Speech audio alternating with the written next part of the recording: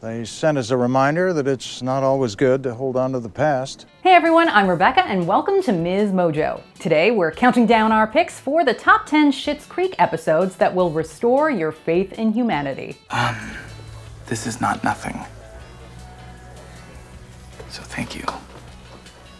Oh, you're the best.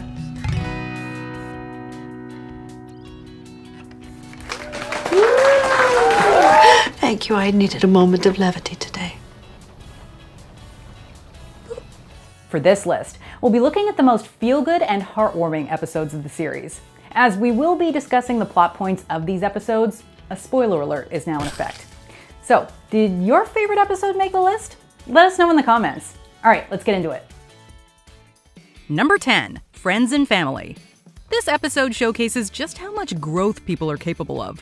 Even the Roses, who sometimes seem stuck in their past. Moira and Johnny have their old family portrait back, but it's literally too big. And in a touching moment, they come to realize it also figuratively no longer fits. Doesn't fit, John. And I don't just mean literally. We aren't those people anymore. We are, but we aren't. It's also time for Rose Apothecary's soft launch, which is a huge success. Are we ready to do this? Open the doors.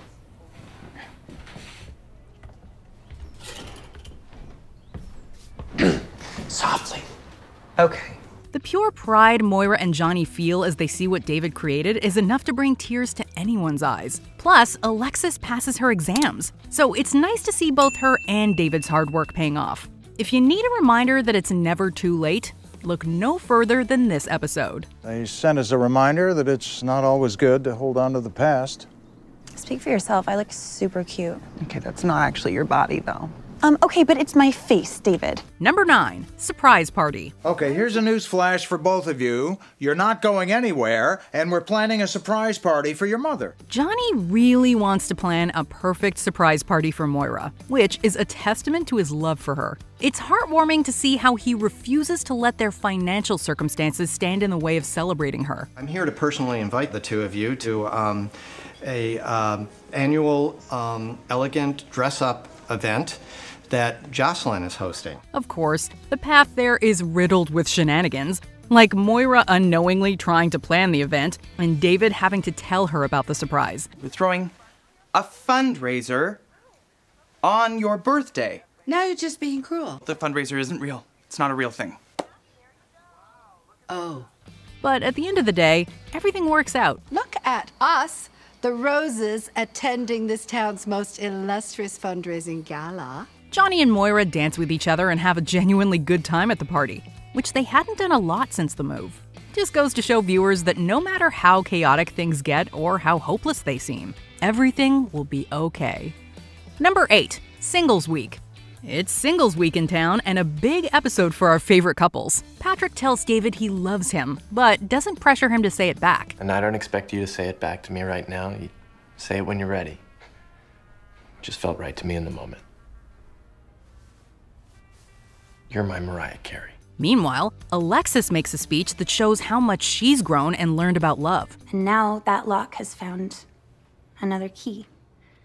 And you are so happy for it.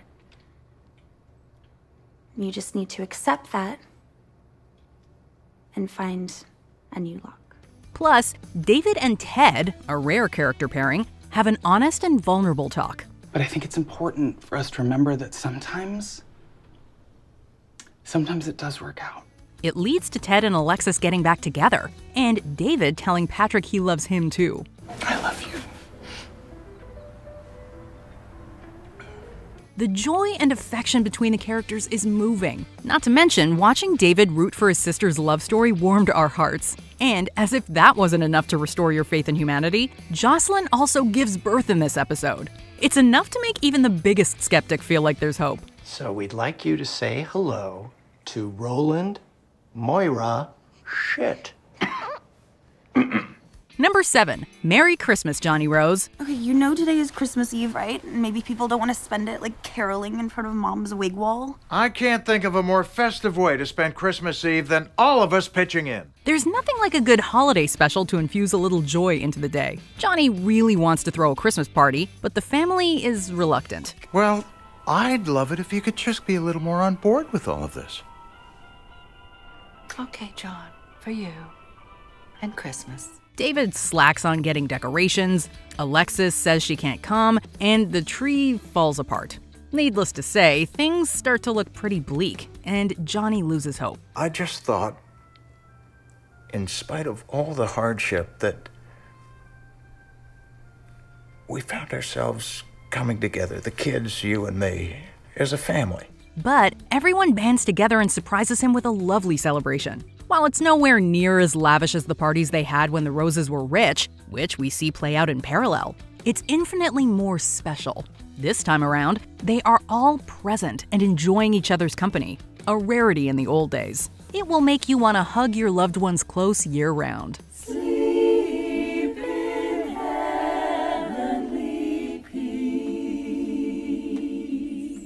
Number 6, Grad Night. Now I'm doing a big concert with the Jazzagals because you're the one who told us you didn't want anyone there. Okay, it's totally fine. It's Alexis's graduation, and she tells the family not to come even though she wants them there. Plus, everyone forgot David's birthday. We all have to go, David, unless you have some special excuse. It's my birthday.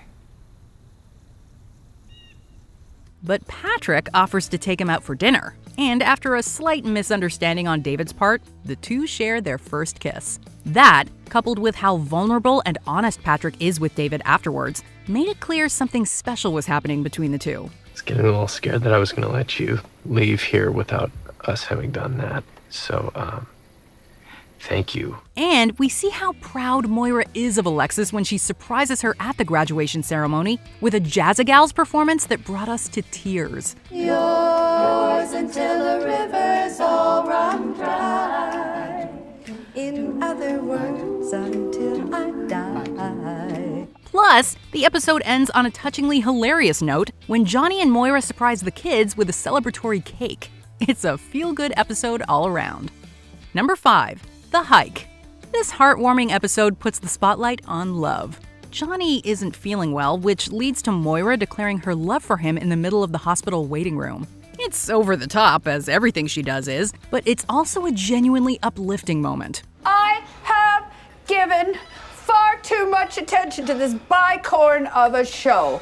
And I want you to know, John, that you are the most important thing in this world to me. You know that, don't you? And I include Caroline in that, and I've had that wig for 40 years. Of course, this is also the episode where Patrick takes David on a hike and proposes with rings reminiscent of the ones he always wears. The love of my life, standing in front of me.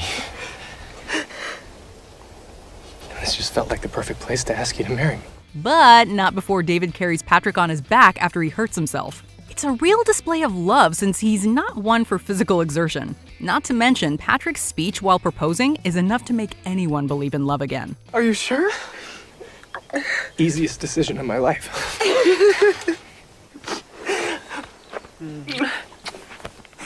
Number 4. Open Mic. I call you when I need you, my heart's on fire.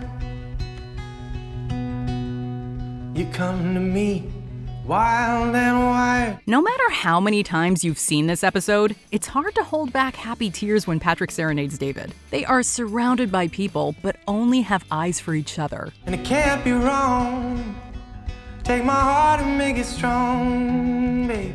'Cause you're simply the best. It was always clear, but this is the moment where it became impossible to deny that the two are meant to be. Oh, you're the best.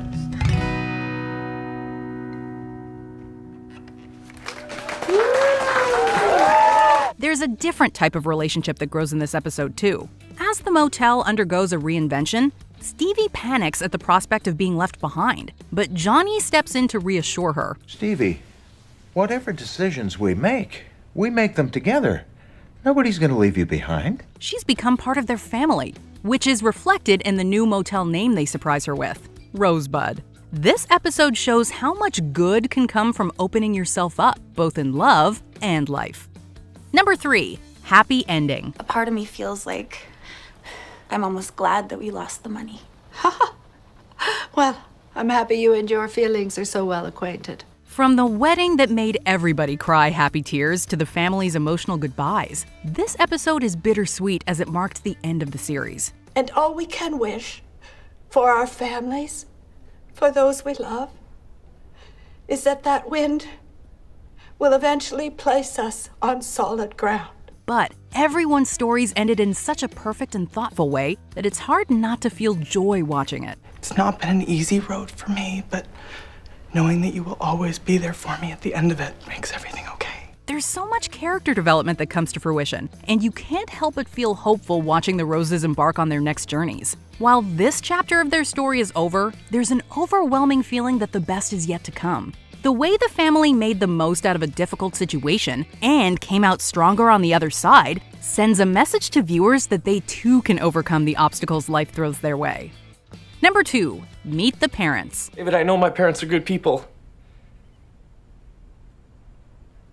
I just... I can't shake this fear that there's a small chance that this could change everything. This is the episode where Patrick comes out to his parents. He's afraid to, but with David's support, he decides that the time is right. Patrick's parents only want what's best for him and never hesitate to love and accept him. David, we're not upset about Patrick being gay. No. Oh my God. For a minute, I thought this was gonna get very dark. They're thrilled he's found a partner. There was a profound sense of love and light that encompassed the storyline, which gave a lot of people a sense of hope. What's more, this episode fought back against the popular trope often found in the media where gay characters have to suffer trauma to be seen as worthy. I hope you guys can accept that. You are the only thing in the world that matters to us. And if David makes you happy, then that's all we care about. Patrick never has to explain himself or defend his relationship with David. It's uplifting to see him open up and be received with nothing but joy. This list proved to me that Schitt's Creek is a joy on so many different levels. It was definitely harder than normal to pick a number 1, but we did it. So let's look through some honorable mentions, and then we'll tell you which Schitt's Creek episode restores our faith in humanity the most. The Olive Branch. David steps out of his shell for love. You know people can see you, right? You're simply the best.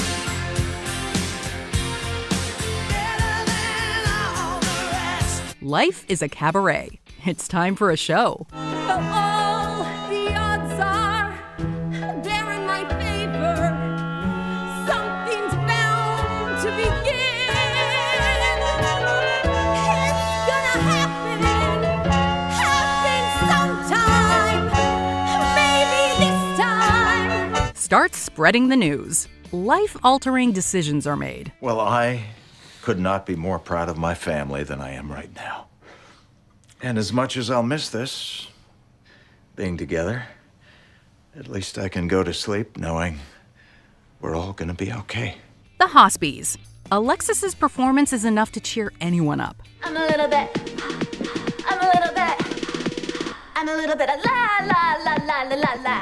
A little bit Alexis. La la la la la la la.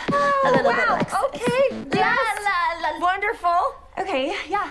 Before we continue, be sure to subscribe to our channel and ring the bell to get notified about our latest videos. You have the option to be notified for occasional videos or all of them. If you're on your phone, make sure you go into your settings and switch on notifications. Number 1. Happy Anniversary.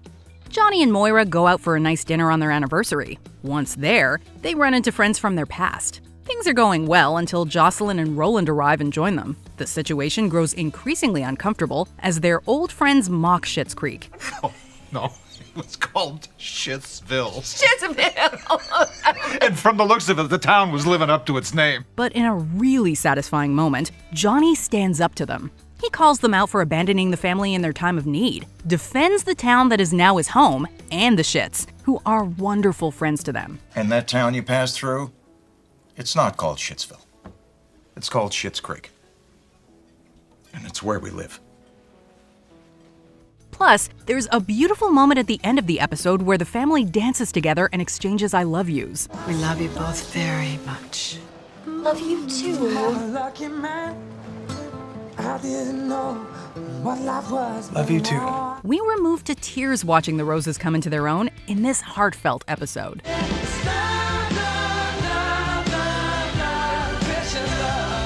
I know what the comments are going to say. Just binge the whole series. And I definitely don't disagree. It's a great palate cleanser. So, which episode of Schitt's Creek cheers you up the most? Be sure to let us know in the comments, or come tell me on Twitter or Instagram @Rebecca Brayton, or on my YouTube channel. See ya!